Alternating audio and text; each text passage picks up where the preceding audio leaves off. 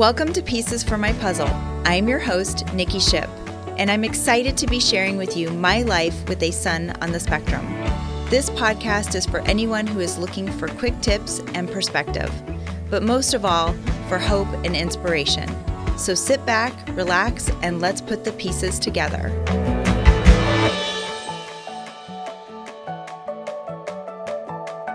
Hello and welcome back to another episode of Pieces for My Puzzle. I'm your host, Nikki Ship. Thank you so much for joining us today. Last episode, we had the great pleasure of having Ms. Kristen Lombardi on the show, one of the co-authors of Spectrum of Independence. If you did not get a chance to check out that episode, please do.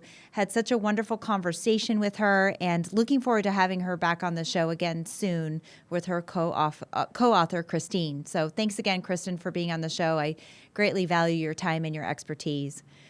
This week, I am especially excited to have Miss Olivia Fryer on the show today. She is a dedicated leader and advocate whose work is deeply rooted in both personal experience and professional service. Olivia is the executive director for the Autism Society of Greater Phoenix and has been serving the disability community since 2014. As a proud mom of two sons, one of whom is an autistic AAC user, she brings a powerful and personal perspective to her work. A bilingual Spanish speaker and a University of Akron graduate, Olivia has held roles at Southwest Human Development, Arizona Autism United, and Team for Kids. Her commitment has been recognized with the 2023 Gabe Zimmerman Emerging Champion Award. Please join me welcoming the incredible Olivia Fryer. Thank you so much for being here today, Olivia. Well, thank you so much for having me. I'm so excited. I'm really looking forward to our conversation today. I'm just going to jump right in for our listeners that are listening today. You know, you've done a lot of work in the disability community, and it seems like you're, obviously deeply connected to your personal life as well as a mom with two sons, one who is autistic. Is that correct? Correct. My oldest is on this spectrum, yes. Okay. And how old is he? He's now 14. Oh boy, I've got a 13-year-old, so are you excited for teenage It's years? wild. I'm so excited. We're already in the thick of it. Sometimes it's hard to believe that I have a teenager. I know, right? You're like, wait. And they start looking like men, not kids. So you're like, this is really weird, right? Yes, absolutely. He's already shaving. Oh gosh, yeah. We're getting ready to have that talk next. I'm really not excited. But anyway, how has your family's journey kind of shaped your approach to all the leadership and advocacy work that you've done over the years? Tremendously. I mean, I always share that when we first got our son's diagnosis, he was diagnosed officially around the age of 3. Okay. Prior to that, he was reaching all his developmental milestones, and then kind of that 2.5-year-old mark just completely stopped talking. Yeah. We had gone to a couple of professionals, and at one point we were told there's no reason that he wasn't talking, that he was just being stubborn. Being a new parent at the time, he was my firstborn. I really didn't know any better and just accepted that advice until I realized, okay, no, there is something going on because now we're seeing all these other little characteristics. So we got him diagnosed, and from there, I just really wanted to help families not feel lonely on their journey. That's really been my whole framework behind it. When we were diagnosed, there wasn't a whole lot out where we are. We're in the far West Valley, and there really was only really one provider out here. And extensive wait lists, as we all know, and that still continues today. But really, we felt alone. We didn't know what to expect. We were just given here's a sheet of paper, post-diagnosis with some chicken scratching. I couldn't really understand what it was made out to be. I won't share who we went to, but we got a list of some books that we were encouraged to purchase at post-diagnosis. And like I said, my son had stopped talking, and we got the autism diagnosis, but that book was literally 30 some reasons why your child isn't talking. So for me as a parent, I was really overwhelmed in reading this, and I honestly just kind of tossed that book to the side after a while because I was like, well, I have a diagnosis, but now I have this book of 30 some other reasons of why he's not talking. And so I just kind of went from my own experience and learned as much as I humanly could about autism because I didn't really know a whole lot. So my husband and I educated ourselves, took every class and read every resource that we could possibly find. And from there, I really just don't want anybody else to have been in that same shoes as I was, as far as not having enough information, access to resources, and just making sure that they didn't feel alone and that there was somebody to guide them on their journey. Yeah, and that's so fantastic, and I know what that feels like. I've talked to so many parents, and even myself included. You know, the sense of loneliness and isolation that you feel trying to navigate what's next. And yeah, you're handed a piece of paper and do all of these things that are on this list, but you know, and that happened to us too when Drayson was diagnosed at 3. Very similar. You know, I got a list of things I was supposed to do, which I did everything on that list, but I still felt completely ill-equipped to know what the heck I was doing. I mean, it was just, and to know, and also to get back to basics, I realized too that there were certain parts of me that maybe I wasn't trusting my intuition when I should have been paying attention to it, instead of like you said, reading the book of the 30 reasons why. Like maybe it was me just being more observant of trying to tackle some of these things for Drayson based on who he is and his personality. So I 100% identify with your story, because I talk to a lot of families for that exact reason, because it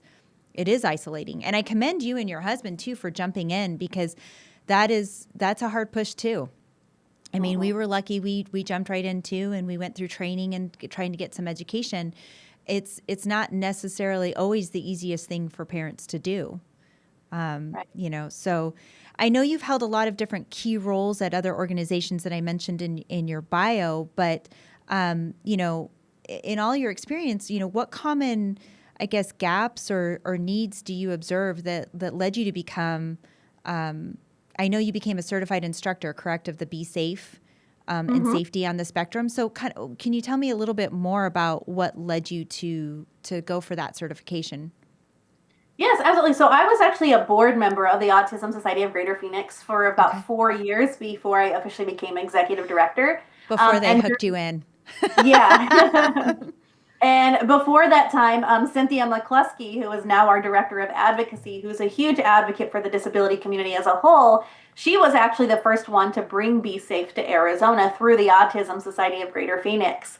And so the Be Safe program really helps bridge the gap between the disability community and not just individuals who are autistic, but the disability community as a whole Mm-hmm. in law enforcement. So ideally, Yes. it's a one-to-one ratio of the individual with a disability learning from the officer. They learn about, officers aren't scary. They're really, truly here to help us. Mm-hmm. But it teaches them what to do in the event that they are, have some kind of an encounter with law enforcement to help Mm-hmm. reduce maybe some of those more drastic situations that we've seen on the news. Yeah. And for me, I mean, I got certified in Be Safe before I even was officially with the Autism Society back when I was still with Arizona Autism United. Because for me, I was thinking, as my son gets older, like these are things we have to think about, that maybe it's things that people don't really tell us that we should be thinking about.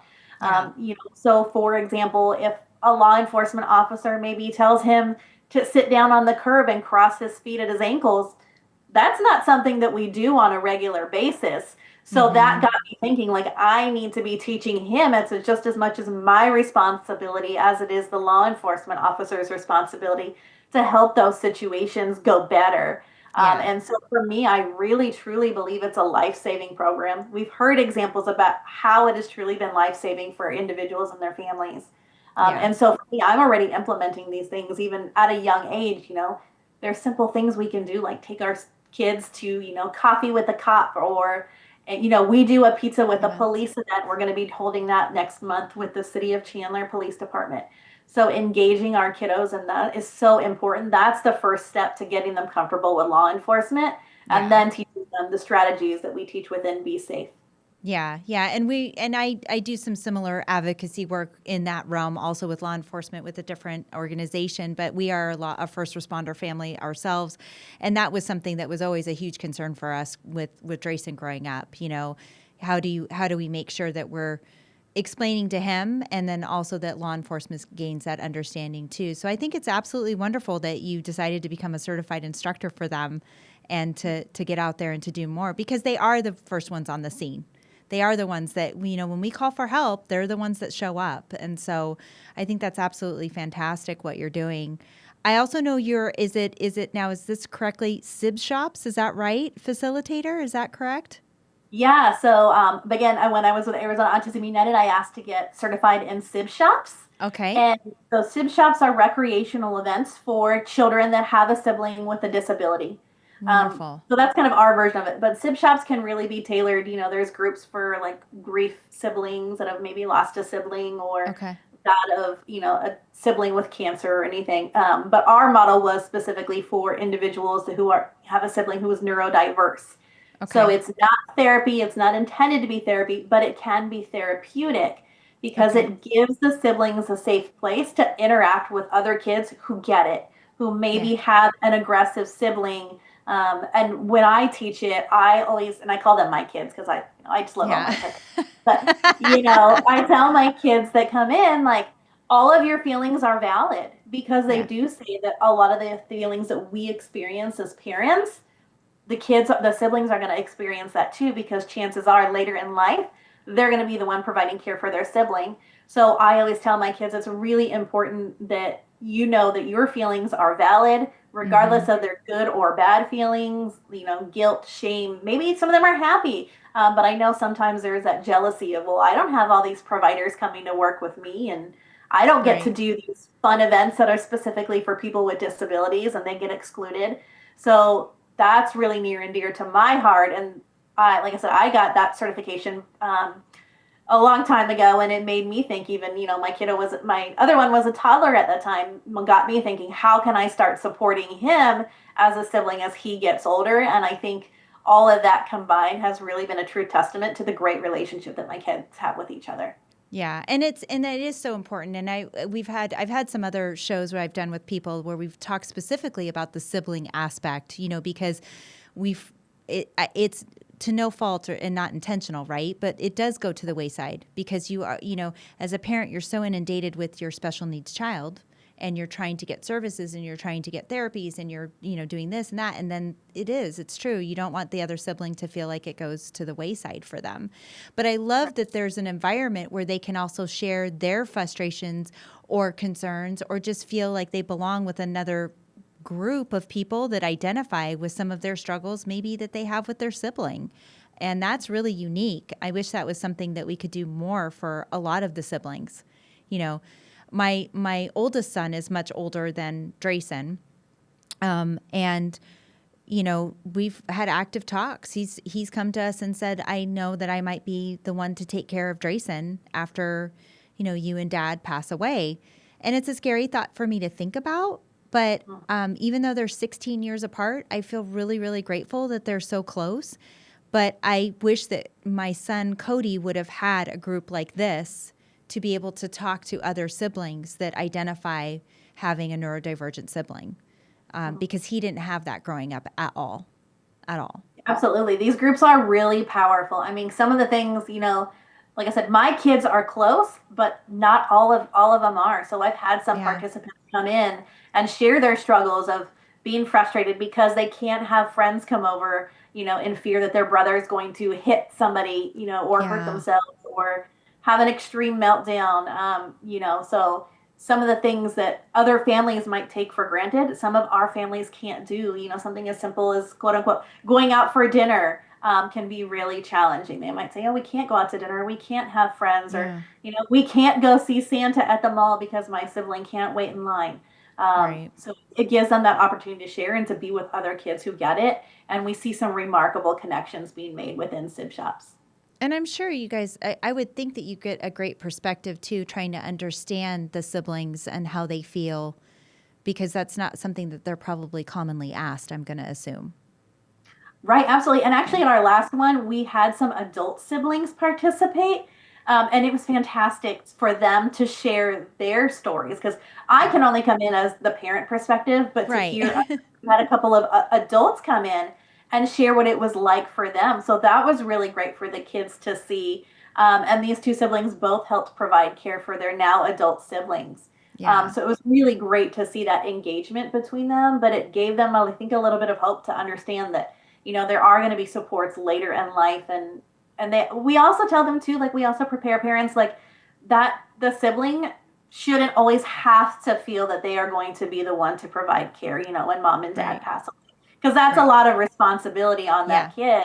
And some of the young ones, like they're already thinking that, like, oh, I'm Hmm. never going to get married, or I am going to get married, and that person is just going to have to deal with my brother being there.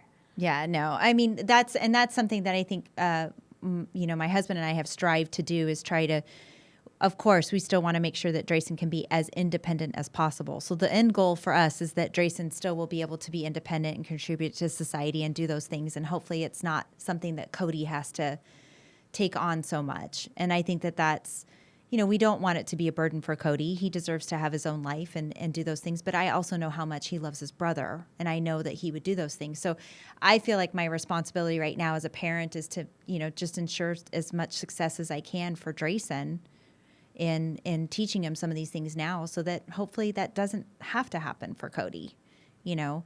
But I do I love the concept of being able to open up a forum for siblings like this because I don't hear enough about programs like this. The program that you're describing right now, I don't hear enough about programs like this for siblings, you know. So I always encourage people to look for things for the other kids too, not just for your neurodivergent kiddo, you know. I know you serve on multiple committees, and you've done everything from like local city like Veterans Disability and Human Services, right? Commission, Mm-hmm. and Autism Society of America. What's a key issue that you're focused on bringing to the forefront in some of these diverse spaces right now? Oh, really? There's so much. I know, I know. It's like that's such a loaded Um, question. I do realize that it's a loaded question, but yeah, is there absolutely. anything that really stands out for you? Just really building more inclusive communities. I think that's really the thing that I've seen all across. Yeah, I actually met with another city here within Maricopa County yesterday. They reached out to us and said, hey, we have this plan for expanding our community to make it more inclusive. How can we do that? And I loved that they reached out to us. yeah, Shout out to the city of Tempe. That's who it yeah, was. And I thought it was fantastic, yeah. for them to reach out and they want their law enforcement officers, their fire departments, anybody in their community to get education on neurodiversities. Mm-hmm. And for us, I always like to say that yes, autism is in our name, but we really do advocate for the entire disability community. We want to be able to help a lot of the things that we offer. I mean, we're all inclusive regardless of what disability you might have, but a lot of the things that we do can be applied to other disabilities as well. Mm-hmm. So we really are fighting for a more inclusive community where we're not having to struggle so much, or we're not having to fight. We really want access to resources and appropriate access to resources. Right. And there's so many therapies out there, and I'm sure there's certain pockets of the state that have far more resources than others do. Yes. And Yeah. there's still so many underserved communities, especially in the Spanish speaking populations, that they Yes. just don't have access to these supports, and like they don't even know what autism is in some of these areas. Yeah. And so we really just want to bring the framework of educating people about what is autism, because we hear a lot from people who their child gets diagnosed, but then they'll say, well, grandma and grandpa have no idea what autism is, Yeah. or people in their communities don't understand. They're fearful still. So Yeah. we want to break that stigma of what autism truly is. Make sure people understand that there's hope. That's Yeah. always the thing that we mention in our trainings is, there's always hope even when others may say there's not. Yeah. And we also tell families and individuals that, it's a marathon. It's not a sprint, because so often when our kids get diagnosed, we get that piece of paper, but then we're Yeah. like, we don't know how to decipher that. And we Yeah. also Don't feel know like what we to have do. to do Yeah. it right then and there. Yeah. And it's a lot. So we really just want to help build inclusive communities as much as possible and have those adequate resources and supports available with a simple phone call or our website. Our website has so many resources on purpose, Mm-hmm. because I don't want somebody to feel like they have to call me every single time that they need something. I'm more than happy to talk to them, but if Right. it's something that they can easily look up, hey, I need a dentist, I need a speech therapist, I want Mm-hmm. them to be able to access that so quickly and seamlessly that it's just going to make their life better, because Better. Yeah. ultimately our idea is that everything we do, my idea is that we're hoping to create a ripple effect of support. So Right. by somebody coming to our training, getting support from us, hopefully they're going to meet somebody else on their journey, and it's going to just create, a more inclusive environment for that family and help them on their journey, and then just expand to their communities. Yeah, I always like to say I like to create ripples, like create the ripple so that it keeps carrying on and keeps encouraging families and to find resources and to do more. But if you don't start that first ripple, nothing will take off. If you don't start that momentum, it's not going to go. So what does it look like for a family that maybe wants to contact the Autism Society of Greater Phoenix? Like what does that look like usually when parents or families contact you guys? Yeah, I mean, so they're able to give us a call. They can send us an email. We also on our website we have an inquiry form that they can easily fill out, and then we'll reach out to them. We also have Facebook support groups that are connected to our main Facebook page. So that's just another area that they can join and connect with families 24/7. So really, however they want to do that, like I said, our website is phxautism.org. And Okay. it's, like I said, full of resources and support. We're active on Facebook and Instagram, LinkedIn, as well as YouTube. So those are all different channels that they can reach out to us. Reach out. And now Autism Society is across the country, right? I know we're primarily here in Phoenix, but there are other locations. Is that correct? Yes, so we're an Okay. affiliate of the Autism Society of America. And Okay. currently, I believe there's about close to 70 different affiliates throughout the United States. And That's actually, our most amazing. recent affiliate was just established in Puerto Rico.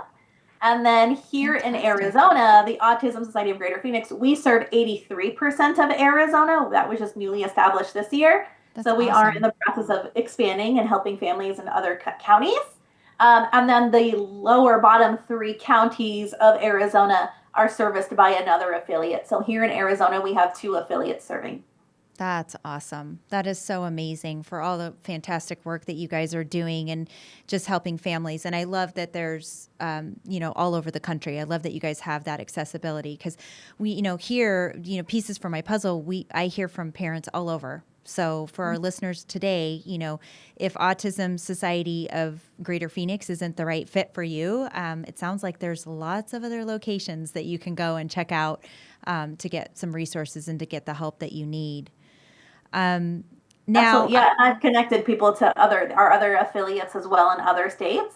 And a lot of yes, what we do, like I said, can be applied at the local level, but as well as nationally. So we do have national supports available as well. that's just fantastic. And I commend you for all your hard work and dedication that you've done over the years, Olivia. It's really very admirable. So, thank you so much for all of your hard work and dedication. I know that it's of great value, and for our listeners listening today, it's going to be of great value. I will post all of the information about the Autism Society of Greater Phoenix in the show notes. So, anybody that is interested in learning more about that, please feel free. You can go ahead and bug Olivia, tell her I sent you. Yeah, absolutely. Yeah, And that's what we're here for. I'm like, go bug Olivia. I'm just kidding. But before we close today, what are you most excited about right now with any current work going on? Is there anything that you're most excited about that's new and upcoming that you'd like to share with our listeners today? Yeah, I mean, we always have so much going on. So I love the fact that you said, like, come bug us. It's not bugging. I love it. I love meeting people in the community. I get stopped all the time.